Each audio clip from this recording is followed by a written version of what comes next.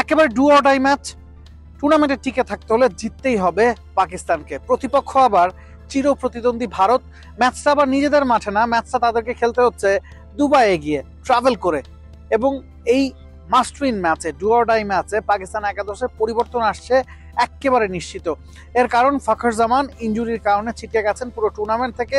তার জায়গায় পাকিস্তান স্কোয়াডে ডেকে নিয়েছে ইমামুল হককে। ফাখর জামান লেফট হ্যান্ডেড ব্যাটসম্যান, ইমামুল হকও লেফট হ্যান্ডেড ব্যাটসম্যান।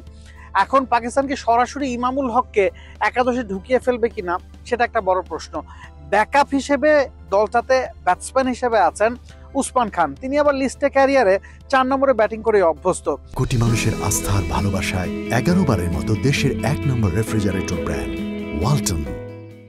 তবে আমরা বিভিন্ন ফরম্যাটে, টি-20 ফরম্যাটে বলুন বা ওয়ানডে ফরম্যাটেও বিভিন্ন সময় উসমান খানকে ওপেন করতে দেখেছি। এখন উসমান খান না ইমামুল হক, এই প্রশ্নের উত্তর খুঁজতে হবে টিম পাকিস্তানকে। এছাড়া খুব বেশি অদল বদলের সম্ভাবনা কিন্তু এই দলটায় নাই। হ্যাঁ, বাবর আজম, মোহাম্মদ রিজওয়ান তাদের উপর বড় দায়িত্ব থাকবে। সালমান আলী আঘাকে মিডল ওভারে রান রেটটা স্টেবল রাখার দায়িত্বটা পালন করতে হবে। তবে একটা জায়গায় পাকিস্তান হয়তো ভারতকে সমানভাবে টক্কর জানাতে পারে। পাকিস্তানের ব্যাটিং লাইন আপটা যদি আপনি দেখেন, উসমান খান বা ইমামুল হক যেই ওপেন করুন, বাবর আজম, মোহাম্মদ রিজওয়ান, সালমান আলী আঘা, এছাড়া সহদ শাকিল বা তাইয়াব তাহির, তাদের দুজনের কিন্তু খুব বেশি এক্সপিরিয়েন্স নেই। নামগুলো শুনলে মনে হয় না যে কেউ খুব হাই স্ট্রাইক রেটে ব্যাটিং করতে পারেন। কাউকেই ওই টি-20 এক্সপ্লোসিভ ব্যাটসম্যান মনে হয় না। ওয়ানডে ক্রিকেটের জন্য হয়তো তারা মানানসই, কিন্তু ওই একাই গুড়িয়ে দিবেন রোহিত শর্মার মতো বা ট্রাভিস হেডের মতো, সেই ভয়টা আসলে কাজ করে না। এখন যেখানে পাকিস্তান ঘরের মাটিতে খেলে, রাওয়ালপিন্ডি, লাহোর, এই জায়গাগুলোতে ফ্ল্যাট ট্র্যাকে খেলা হয়, 300 রান হরহামেশা হয়। সেই রানটা চেস করতে গিয়ে বা সেই রানটা প্রতিপক্ষকে ছুড়ে দিতে গিয়ে পাকিস্তানকে বেগ পেতে হয়। তবে দুবাইয়ে আইএল টি-20 একটা পুরো টুর্নামেন্ট শেষ হয়েছে, বাংলাদেশ ভারত ম্যাচটা ওখানে হয়েছে এবং আমরা দেখেছি স্পিনাররা ওই জায়গায় ডমিনেট করেছে। ওই উইকেটে 250 থেকে 270 রান পার স্কোর বা প্রতিপক্ষকে চ্যালেঞ্জ জানানোর মতো স্কোর, ওই রানটা করার মতো সক্ষমতা কিন্তু পাকিস্তানের এই ব্যাটসম্যানদের আছে। বাবর আজম বা মোহাম্মদ রিজওয়ানদের স্পিনিং উইকেটে বা কঠিন উইকেটে ভালো করার সক্ষমতা আছে। এটা পাকিস্তানের জন্য একটা পজিটিভ সাইন হতে পারে।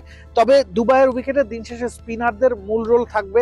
সেই জায়গায় পাকিস্তানের কিছুটা ঘাটতি আছে। আবরার আহমেদ একেবারে ইনএক্সপিরিয়েন্স, তার সাথে খুশদিল শাহ বা সালমান আলী আঘা, কাউকেই আপনি প্রপার স্পিনার বলতে পারবেন না।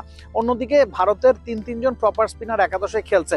পাকিস্তানের মূল শক্তিমত্তা তাদের পেস অ্যাটাক, নাসিম শাহ, হারিস রৌফ, শাহিন শাহ আফ্রিদি। অন্যদিকে ভারত দেখাচ্ছে 2 জন স্পেশালিস্ট পেসার খেলাচ্ছে। তো পেস দিয়ে দুবাই আপনি খুব বেশি কিছু করতে পারবেন তা না, স্পিনারদের রোলটা খুব ভাইটাল।